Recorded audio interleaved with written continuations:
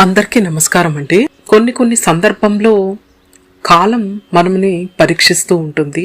జీవితంలో ఎదురయ్యే కష్టాలు, సవాళ్లు మరియు అనుభవాలను కాల పరీక్షగా అంటారు. ఏది నిజమైనదో, ఏది శాశ్వతమైనదో నిర్ణయించేదే కాలం. ఆ కాలం పెట్టే పరీక్షలో మనం నెగ్గగలిగితే అదే ఎంతో మధురమైన అనుభూతిని, జ్ఞానాన్ని, మనశ్శాంతిని కలిగిస్తాయి. అటువంటి ఆసక్తికరమైన విషయం గురించి తెలుసుకుందాము. ఒకరోజు ఒక శిష్యుడు గురువుగారిని ఈ విధంగా, జీవితంలో అన్నిటికన్నా కష్టమైన పరీక్ష ఏది స్వామి అని అడగగా, గురువు చిరునవ్వుతో భగవంతుడు పెట్టే పరీక్షలను తట్టుకుంటూ సమయం వచ్చేదాకా ఓపికగా వేచి ఉండటమే అసలైన పరీక్ష అని అన్నారు. ఆ సమాధానం శిష్యుణ్ణి ఆలోచనలో పడేసింది. సర్వవ్యాపకుడైన పరమాత్మ ఎవరికి ఇవ్వాల్సిన ఫలాన్ని వారికి ఇవ్వగలిగినప్పుడు పరీక్షల అవసరం ఏంటి అని కోరగా, కోరిన వెంటనే అనుగ్రహిస్తే భక్తి మరింత పెరుగుతుంది కదా అనే సందేహాలు అతడి మనసులో పెరిగాయి. శిష్యుడు మనసు గ్రహించిన గురువు పళ్ళెంలో ఉన్న కొన్ని పండ్లను అతడు ముందుంచాడు. ఇవి ఇంకా పక్వానికి రాలేదని, తినదగినవి కావన్నాడు. గురువు చిరునవ్వుతో, చిన్న కసురు పిందగా మొదలై ఎండ, గాలి, వానలకు తట్టుకుని పక్షుల దాడులను తప్పించుకుని కాలానుగుణంగా పక్కవానికి వచ్చినప్పుడే మధురమైన ఫలమవుతుందని, మధ్యలో చిన్న ఆటంకాలు వచ్చినా నేల రాలిపోతుంది.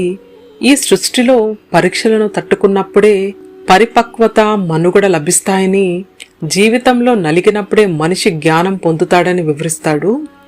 కాల పరీక్షలో నెగ్గడం అంటే ఏంటో శిష్యుడికి మరుసటి రోజే తెలిసింది.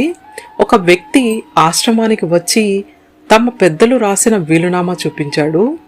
3 అన్నదమ్ముల్లో ఎవరు ధర్మబద్ధంగా జీవిస్తూ సంపదపై ఆశ పెంచుకోకుండా దాన్ని సమాజ హితానికి వినియోగించే అర్హత సంపాదిస్తారో వాళ్లే కుటుంబ ఆస్తికి వారసులని అందులో ప్రత్యేకంగా పేర్కొన్నారు. మిగతా 2 సంపద వెంబడ పరుగులు తీశారు.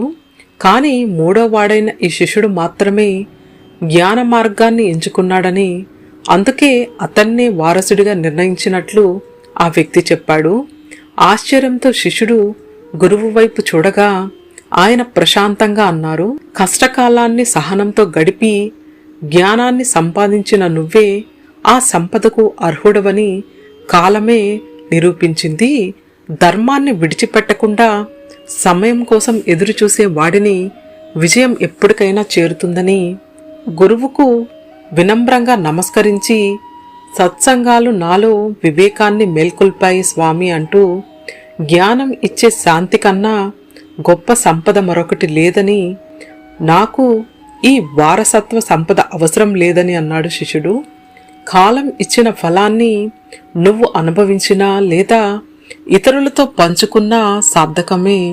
సంపదను దాచుకుంటే ధనం మాత్రమే అవుతుంది, పంచుకుంటే ధర్మం అవుతుందని వివరించాడు గురువుగారు.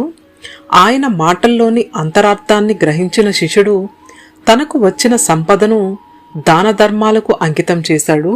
ఆ రోజు నుంచి అతడు ఆస్తికి యజమాని కాదు, ఆకలితో ఉన్నవారికి అన్నం పెట్టే చేయాడు.